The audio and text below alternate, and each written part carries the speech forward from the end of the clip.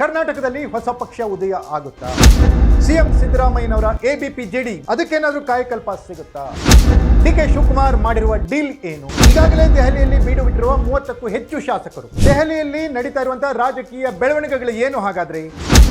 DK Shivakumar ಸಿದ್ದರಾಮಯ್ಯನವರನ್ನ ಹಣಿಲಿಕ್ಕೆ plan ಮಾಡಿದ್ದಾರೆ.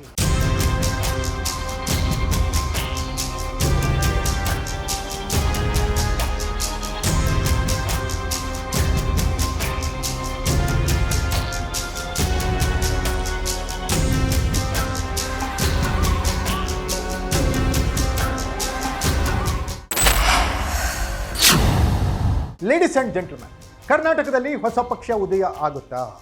CM ಸಿದ್ದರಾಮಯ್ಯನವರ ABP JD ಮೊದಲಿತ್ತಲ ಪಕ್ಷ, ಅದಕ್ಕೇನಾದ್ರೂ ಕಾಯಕಲ್ಪ ಸಿಗುತ್ತಾ?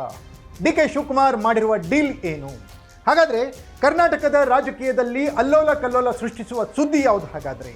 ಎಸ್, ಎಕ್ಸ್ಪೋಸ್ಡ್ ಸ್ಟೋರಿಯಲ್ಲಿ ಕರ್ನಾಟಕ ರಾಜಕಾರಣದ ಎಂದಿಗೂ ಕೂಡ ಕಂಡು ಕೇಳರಿಯದ ಸುದ್ದಿಯನ್ನು ನಾನು ಹೇಳ್ತಾ ಇದ್ದೀನಿ. ನೆಲ ಜಲ ಭಾಷೆಗಾಗಿ ಪ್ರಾಮಾಣಿಕ ಪತ್ರಿಕೋದ್ಯಮ, ನಾನು ಹೇಮಂತ್.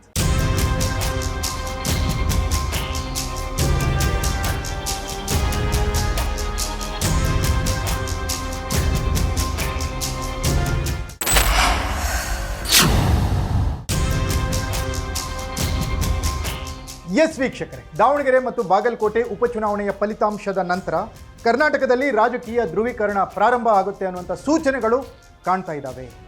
ಸಿದ್ದರಾಮಯ್ಯನವರು ದಾವಣಗೆರೆ ಬೈ ಎಲೆಕ್ಷನ್ನಲ್ಲಿ ಟಾರ್ಗೆಟ್ ಆಗ್ತಾ ಇದ್ದಾರೆ ಅನ್ನುವಂತಹ ಬೆಳವಣಿಗೆಗಳು ರಾಜ್ಯ ರಾಜಕಾರಣದಲ್ಲಿ ನಡೀತಾ ಇವೆ.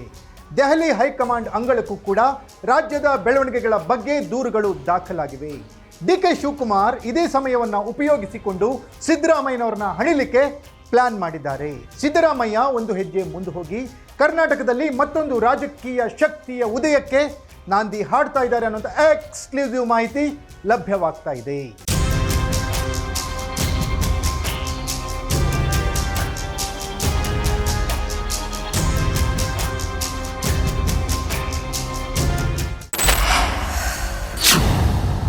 ಎಸ್ ವೀಕ್ಷಕರೇ, ನಿಮಗೆ ನೆನಪಿರ್ಬೋದು, ಎಬಿಪಿ ಜೆಡಿ ಅಖಿಲ ಭಾರತ ಪ್ರಗತಿಪರ ಜನತಾ ದಳ.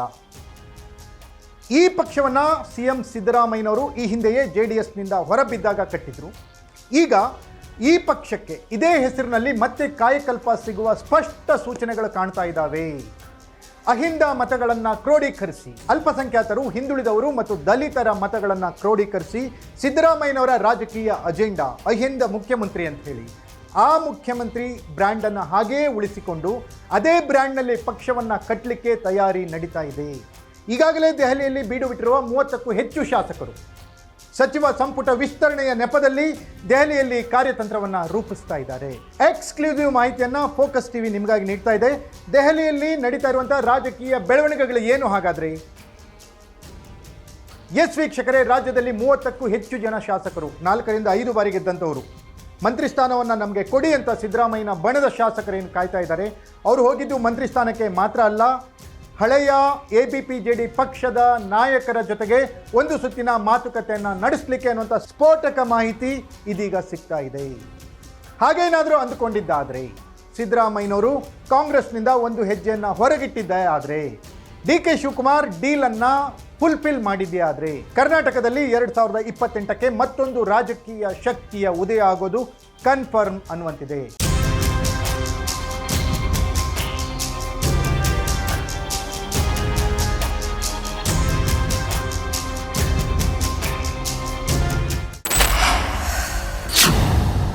ರಾಜಕಾರಣದಲ್ಲಿ ಯಾರು ಶಾಶ್ವತ ಮಿತ್ರರು ಅಲ್ಲ, ಯಾರು ಶಾಶ್ವತ ಶತ್ರುಗಳು ಅಲ್ಲ ಅನ್ನುವ ಹಾಗೆ ಯಾವ ಪಕ್ಷ ಉದಯ ಆಗುತ್ತೆ, ಸಿದ್ದರಾಮಯ್ಯನವರ ಮುಂದಿನ ನಡೆ 2028ಕ್ಕೆ ಯಾವ ರೀತಿ ಇರುತ್ತೆ ಅನ್ನೋದನ್ನು ಕಾದು ನೋಡಬೇಕಿದೆ.